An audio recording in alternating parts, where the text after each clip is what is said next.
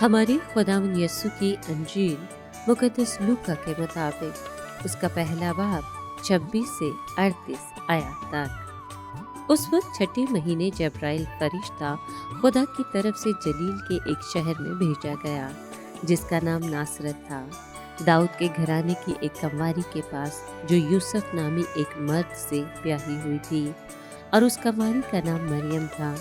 और फरिश्ते ने उसके पास अंदर आकर कहा, सलाम ए पुरफज़ल, खुदावंद तेरे साथ है, तू औरतों में मुबारक है। और वो इस कलाम से घबरा गई और सोचने लगी कि ये कैसा कलाम है। और फरिश्ते ने उससे कहा, ए मरियम ना डर, क्योंकि तूने खुदा के नज़दीक फजल पाया है। और देख तू हामला होगी और तेरे बेटा होगा और तू उसका नाम यस्सु रखेगी।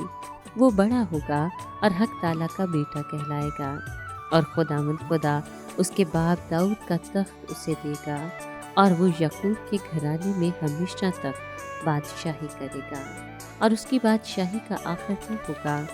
तब मरियम ने फरिश्ते से कहा, ये किस तरह होगा जबकि मैं मर्द से नावाकिफ हूँ। और फरिश्ते ने जवाब में उससे कहा, रूह कुद्दुस तुझ पर नाज़िल होगा और हक ताला की कुदरत तुझ पर साया डालेगी और इस सबब से वो कुद्दुस मौलूद खुदा का बेटा कहलाएगा।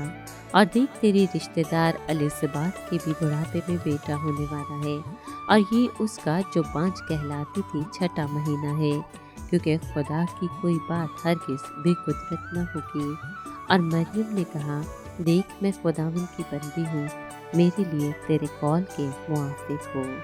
तब फरिश्ता उसके पास से चला गया। पाक कलाम के पढ़े और सुने जाने पर खुदावंद की बरकत हो, खुदा का शुक्र हो।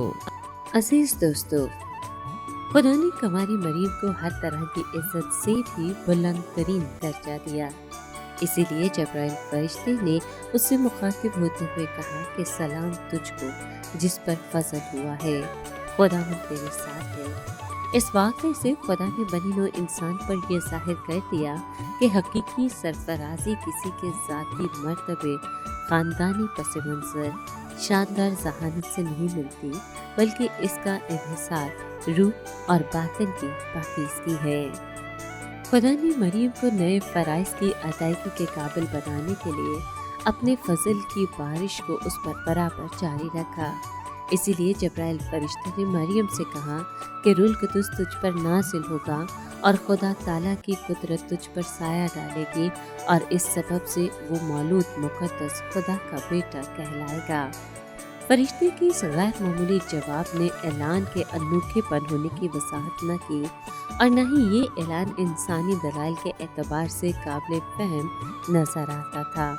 जब्राइल फरिश्ते ने मरियम को यकीन दिलाया कि बच्चे की वलादत ऐसे हुक्ल फितरत तरीके से होगी जो ना तो पेशतर हुआ और ना ही बाद में रूनुमा होगा। फरिश्ते ने ये भी बताया कि इस सबब से पैदा होने वाला बच्चा खुदा का बेटा कहलाएगा। फरिश्ते ने ये भी बताया कि पैदा होने वाला बेटा मुकद्दस होगा।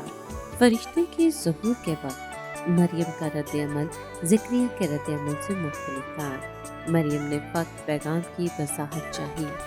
जब्राइल ने मरियम से उसकी रिश्तेदार एलिज़ाबेथ के अमल का भी जिक्र किया ताकि अपनी बात की सदाकत के बारे में उसे यकीन दहाई कराई जा सके। फरिश्ते ने अपनी गुफ्तगू का एख्तिताम ये कहते हुए किया कि खुदा के हुज़ूर कोई बात नामुमकिन नहीं। जिस खुदा ने आसमान और ज़मीन को नीस्त से खल किया, क्या उसके लिए बगैर किसी इंसानी वालिद के एक कंवारी को फर्जंद अता करना मुश्किल काम था। अगरचे जब्राइल फरिश्ते की बातें तस्लीम कर लेना मरियम के लिए बहुत मुश्किल था, लेकिन उसने कलाम खुदाबंदी की अतायत की और यकीन करके कहा, देख मैं खुदावंद की बंदी हूँ। खुदावंद के हुज़ूर कामिल अतायत का ये रवैया अपनी ज़ात में दानाई है।